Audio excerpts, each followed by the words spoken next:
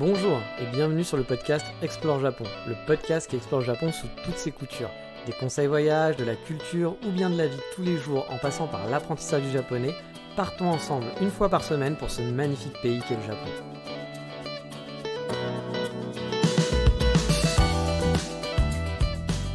Bonjour à tous. Eh bien oui, le revoilà, le fameux HS, hors sujet, comme on dit, Road to Japan. Ça faisait longtemps que je n'avais pas fait d'épisode spécial sur mon futur et hypothétique retour au Japon, pour une raison toute simple, il n'y avait pas grand-chose de nouveau, voilà, donc j'allais pas vous raconter n'importe quoi. Et oui, il y a plus de 2 mois maintenant, on va dire que c'était vers le 20 novembre, un truc, enfin à peu près quoi, j'envoyais le contrat de la boîte de portage à mon employeur actuel, et depuis, ça traînait, pour de bonnes raisons, mais ça traînait, un peu trop à mon goût, malheureusement. Mais bon, ce n'était plus dans mes mains, je ne pouvais pas faire grand-chose à part attendre et râler un peu dans ma barbe, je dois l'avouer. Voilà, il y avait quelques clauses à changer dans le contrat, les vacances de fin d'année qui sont passées par là et qui ont pas mal duré. Du coup, ça a pris plus de 2 mois pour avoir un contrat finalisé. Mais ça y est, la news est là, mon contrat est prêt et il est signé même. La procédure va pouvoir enfin se lancer officiellement. Mais maintenant, il va falloir attendre encore. Bah oui, la patience est de mise avec l'ouverture des frontières, etc. et l'immigration. Car tant que les frontières ne sont pas totalement ouvertes, les procédures n'avancent pas spécialement. Mais la breaking news, vous le savez sûrement, c'est que les frontières ont commencé à réouvrir. La nouvelle est tombée il n'y a pas très longtemps. Les étudiants et les business visas vont pouvoir revenir par quota petit à petit dès ce mois de février. Et en mars, même les working visas, de ce que j'ai compris, devraient enchaîner. Donc voilà, la bonne nouvelle pour tous. Même certains dans le tourisme, des amis à moi qui travaillent dans le tourisme, ont un léger espoir que les vacanciers arrivent même cet été. Alors croisons les doigts pour tout le monde. Mais bon, pour moi, c'est toujours le début de mon aventure et je suis content car j'ai un peu l'impression que ça y est, c'est officiel. Même si bon, j'ai aucune date de savoir quand je vais pouvoir y aller, j'ai aucune idée de quand je vais partir, je me suis donné une date un peu fictive, le genre de truc sur lequel se rattacher en gros. Par exemple, en octobre dernier, je m'étais dit, a priori, peut-être qu'en mars-avril, c'est jouable, quoi. Puis bon, maintenant, vous vous en doutez que j'ai un peu décalé, je suis passé plus à juin, c'est jouable, en espérant que ça ne sera pas plus tard, parce que surtout que vous vous doutez que partir l'été au Japon, c'est pas vraiment ma passion et mon envie. Parce que se trimballer 2 valises et un sac à dos de 10 kilos sous les 40 degrés et l'humidité, ça sera sûrement une expérience sympa, mais je préférerais quand même grandement l'éviter. Vous ajoutez à ça le port du masque partout, tout le temps, toute la journée, en arrivée, ça va être un enfer. Et puis celle où il faudra en plus quitter l'hôtel de quarantaine, ça sera rebelote, ça sera encore un enfer. Mais bon, je vais pas faire mon difficile non plus, dès que je pourrai partir, je partirai. Bon, en fait, je vous dis que c'est officiel, mais avant que mon dossier passe par l'immigration, il faudra encore que ma boîte paye la facture et la boîte de portage. C'est qu'à partir de ce moment-là qu'ils lanceront la procédure auprès de l'immigration. Mais bon, j'espère que ça va pas traîner sur ce point, surtout qu'au final, c'est moi qui paye indirectement, même si ceux qui vont payer là, moi je les rembourse derrière. Donc on va peut-être avoir des épisodes Road to Japan, j'ai un peu dit n'importe quoi, donc le Road to Japan popé un peu plus souvent. J'ai aussi dans mon coin continué de réfléchir bien sûr à ma ville de destination. Et voilà, je vous donne des petites nouvelles. Kyoto, ça se précise quand même. J'ai beau regarder les loyers, etc. Sur Tokyo, il y a des opportunités, mais dans la banlieue un peu excentrée, que je connais pas bien, versus un appartement plus grand dans le centre de Kyoto, je pense que je vais quand même opter pour le confort au final. Mais bon, je me laisse encore un peu de temps pour faire mon choix définitif. On n'est jamais à l'abri d'un retournement de situation. Et dans cet épisode, outre les petites news, je voulais revenir sur une thématique que j'ai posée dans un épisode il n'y a pas très longtemps, un épisode d'Explore Japon, sur le stress. Parce que oui, cette situation au final est un peu stressante. On n'a pas celle d'attendre, pas celle d'attendre et de ne pas savoir quand on part, même si ça l'est un petit peu, mais c'est pas vraiment ça dont je voulais parler aujourd'hui. C'est plus un stress dans sa globalité du projet. La dernière fois, dans Explore Japon Classique, je vous parlais des facteurs de stress sur place au Japon qui pouvaient exister. Et là, aujourd'hui, on se dit tout, vous le savez, j'avais envie de vous parler de mes inquiétudes et mes questionnements sur mon projet. Car oui, un projet pareil, c'est forcément une grosse décision, c'est un gros changement de vie et donc une prise de risque aussi. Lors de mon premier départ pour le Japon, quand j'y suis allé en tant qu'étudiant, j'avais claqué quand même un budget de 60 000 €, mine de rien. C'est beaucoup.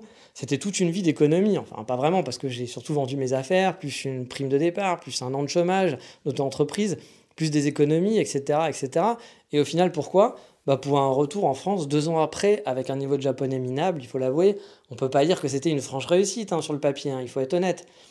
Mais cette question, je me l'étais posée aussi à l'époque. Et est-ce que ça vaut le coup ? Est-ce que ça valait le coup de faire tout ça ? Euh, je me doutais vraiment qu'après les 2 ans d'études, j'aurais quand même peu de chances de rester au Japon, que 2 ans, c'était pas suffisant pour avoir un super niveau de japonais et pour trouver un boulot, etc., dans mon domaine qui nécessite de savoir bien parler et écrire. Mais bon, j'avais quand même pris le risque en évaluant les risques, justement, hein. Je savais qu'en rentrant, il devait me rester environ X d'argent sur mon compte, pas beaucoup, mais assez pour pouvoir tenir un petit peu, et que derrière, j'avais un an de chômage, surtout, pour retrouver du boulot. Donc, puis j'avais des potes qui pouvaient m'héberger, le temps de me refaire une vie en France, donc je savais que c'était repartir à zéro, clairement, ça aurait été repartir à zéro pour ma vie, ce qui m'est vraiment arrivé finalement, mais que c'était pas non plus catastrophique. Et au final, est-ce que j'ai regretté cet échec? Bah pas du tout, hein. Je suis content d'avoir pu vivre au Japon, d'avoir fait cette expérience, et même d'être allé en Écosse, etc., d'avoir pu avoir vécu tout ça, même si ça n'a pas fini comme je voulais, et même si c'est beaucoup d'argent au final qui aurait pu me permettre peut-être de faire plein d'autres choses, de bien économiser pour acheter un appartement, de lancer une boîte. Avec 60 000 euros, j'aurais pu lancer par exemple mon propre café, hein, chose qu'en France ou quelque chose comme ça, j'aurais pu changer de vie. Mais voilà, j'ai fait un changement de vie d'une autre façon, qui a été un peu un échec au final, mais je regrette pas. Mais là, bah du coup, rebelote, hein. Mon budget et mes économies sont beaucoup plus basses qu'à l'époque, hein, mais mon projet n'est pas 100% fiable non plus. Bah oui, peut-être que la boîte qui m'embauche, pour X raisons, va finalement ne plus avoir besoin de mes services dans quelques mois. Et qu'est-ce qui se passe si dans 3 4 mois, ils m'annoncent qu'on travaille plus ensemble? Bah c'est la question que je me suis posée. Car je pense qu'il faut toujours se préparer au mieux ou au pire pour pouvoir rebondir et évaluer aussi la prise de risque au final. Parce que oui, plus de boulot, ça voudrait peut-être dire devoir rentrer illico en France. Bon, en fait, non. J'ai eu l'info, je pourrais rester jusqu'à la fin de mon visa, même si je me fais licencier. Mais bon, ça veut dire vivre sur mes économies. Et mes économies, bah, elles ne sont pas aussi grandes que quand je suis parti en tant qu'étudiant. Mes économies en tant qu'étudiant, elles me permettaient de vivre pendant 2 ans et demi tranquille. Là, clairement, ce n'est pas le cas. Je ne vais pas pouvoir rester, voilà, rester autant avec mes économies.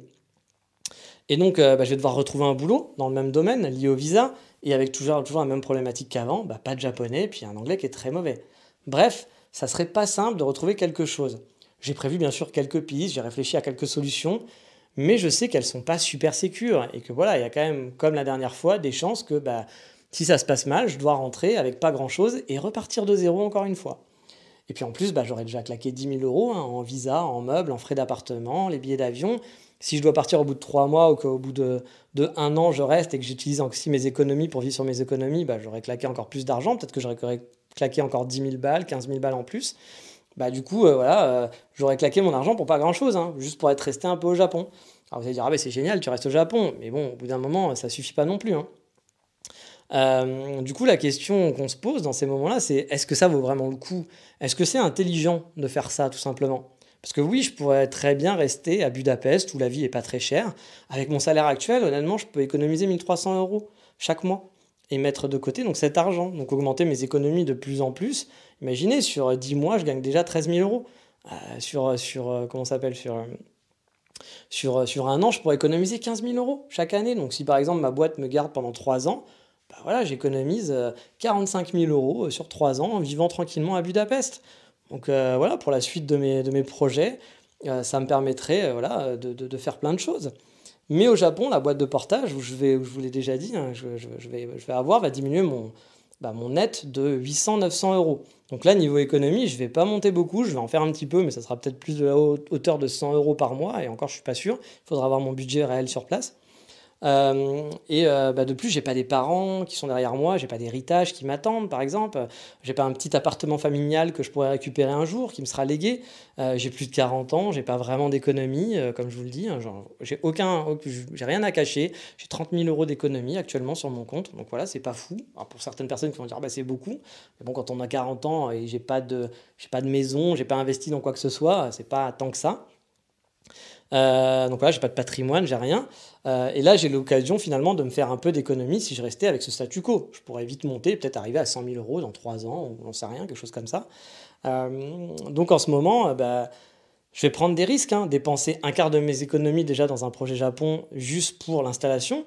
Ou après, je ferai plus d'économies pendant quelques mois, voire quelques années, jusqu'à temps que cette situation change un peu. Sur le papier, à mon âge, ça me paraît pas le plus raisonnable, surtout que le projet est quand même bancal. C'est pas genre vous êtes sûr de rester toute votre vie là-bas. Ça serait par exemple pour rejoindre l'amour de ma vie, avoir un visa à mariage. Bon, ça serait plus sécure. Mais là, mon visa ne tient que par mon job actuel. Et il sera très difficile d'en récupérer ou de garder ce visa si mon job actuel tombe à l'eau. Bref, vous l'avez compris, ce genre de projet n'est pas de tout repos et peut vous faire stresser, hein, vous faire poser beaucoup de questions. Moi, j'en suis pas au stress. Mais par contre, je me pose beaucoup de questions, c'est normal et je pense que c'est important de le faire. Il y a beaucoup de chances qui peuvent vous empêcher finalement de sauter le pas. Et pour de bonnes raisons, voilà, soyons honnêtes. Mais bon, moi de mon côté, j'ai réfléchi à tout ça.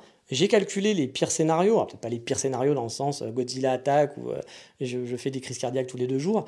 Bien entendu, c'est pas ces scénarios-là que j'ai fait. Mais qu'est-ce qu'il arriverait, où je me retrouverais, et je me dis que le risque en vaut la chandelle. La vie est faite d'incertitudes et il faut sortir de sa zone de confort, prendre des risques, vivre des échecs aussi, hein, pour parfois mieux rebondir. Bien sûr, je ne vais pas vous dire que c'est le meilleur choix, hein, j'en sais rien, j'en ai aucune idée, mais en tout cas, c'est celle que j'ai choisie maintenant et je ne le regrette pas. Pourquoi je vous parle de tout ça? Bah parce que les Road to Japan, ils sont là pour ça. Enfin, pour moi, c'est pour ça que je fais ces épisodes. Pour vous partager avec vous comment ça se passe, ce genre de projet. Dans les moindres détails. J'ai pas juste envie de vous faire rêver du Japon et vous donner une FAQ des documents qu'il faut envoyer. Pour moi, j'ai envie de vous faire partager vraiment qu'est-ce que c'est que l'immigration au Japon, quelles sont les questions qu'on se pose, les bons moments, les mauvais, les trucs lambda, sûrement les réflexions un peu bêtes, mais c'est des réflexions qu'on a, enfin que j'ai en tout cas moi pendant mes projets, et j'ai envie de les partager avec vous pour vous aider. Voilà, vous aider dans tout ça si vous aussi, si vous êtes curieux tout simplement, ou si voilà, si vous avez envie d'en savoir plus et de savoir comment gérer ça. Comme je disais, voilà, ce genre de projet, dans les moindres détails, il faut se les préparer. Ces genres de questions, les stress, incertitudes, les doutes, hein, ça fait forcément partie d'un projet comme celui-là. Il faut le gérer, le surmonter. On peut peut-être décider de tout arrêter aussi, hein, la décision vous reviendra. Il n'y a pas de bonne ou de mauvaise décision au final, hein. Tant qu'on y a bien pensé pour moi et qu'on est droit dans ses baskets, à mon avis, ça c'est le principal, d'être droit dans ses baskets et surtout d'avoir pensé à tout. Et pas de partir comme ça à l'arrache n'importe comment. Mais allez, ce Road to Japan, il arrive à sa fin pour aujourd'hui. Je reviendrai avec de nouvelles fraîches bientôt, je pense, hein, quand mon dossier va passer à l'immigration. Là, je pourrais vous expliquer un peu tout ce qui se passe, ce que j'ai dû fournir comme document, comment ça se passe de ce côté-là, parce que là, moi, c'est un peu la découverte, je connais pas trop. Et puis, je vais pouvoir aussi commencer à m'organiser petit à petit, donc vous devriez avoir des épisodes popés un peu plus souvent. Mais sur ce, on va faire court, hein. Les Road to Japan, c'est pas forcément pour faire dans le longuet, c'est juste pour donner des news et expliquer un petit peu comment je gère tout ça et comment ça marche. Donc j'espère que ça vous plaît, même si parfois c'est pas d'administratif, c'est du truc personnel, du ressenti. Dites-moi en tout cas si ça vous plaît ce genre de programme, et je pense que ça peut servir à certaines personnes. Donc voilà, on va s'arrêter là pour cette semaine. Je vous dis donc à très vite pour un nouvel épisode Road to Japan, pour des news, à savoir quand est-ce que je vais partir au Japon, parce que c'est surtout ça qu'on veut savoir, le peuple veut savoir ça, enfin c'est surtout moi qui veux le savoir. Allez, ciao, bye bye, matane.